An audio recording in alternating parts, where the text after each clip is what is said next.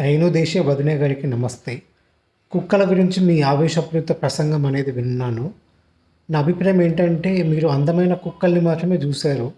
అర్ధరాత్రి పూట అరిచే కుక్కల్ని, పరిగెత్తించే కుక్కల్ని మీరు చూడలేదు. అండ్ సామాన్యుడి మధ్యతరగతి వాడికి కుక్కలకు మధ్య ఉన్న శత్రుత్వం గురించి మీకు అర్థం కాదు. చెప్పినా అర్థం కాదు. బతుకు పోరాటం జరుగుతూ ఉంటుంది కుక్కకి, మనిషికి మధ్యన అర్ధరాత్రి పూట. మార్నింగ్ పూట జాగింగ్ పోయేటప్పుడు మిడిల్ క్లాస్ వాడికి తెలుసు ఆ ఇబ్బందులన్నీ కూడా.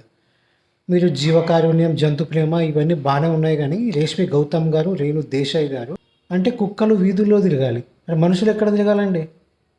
దాక్కోవాలా? వాటికి 10 కుక్కలు వెంటబడితే మనిషి దాక్కోవాలా?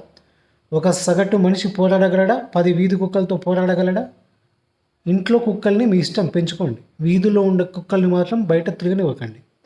మీకు అంత ధైర్యము, ప్రేమ అన్నీ ఉంటే వాటిని తీసుకెళ్ళి మీ ఇంట్లో పెట్టుకోవాల్సిందిగా ప్రార్థన.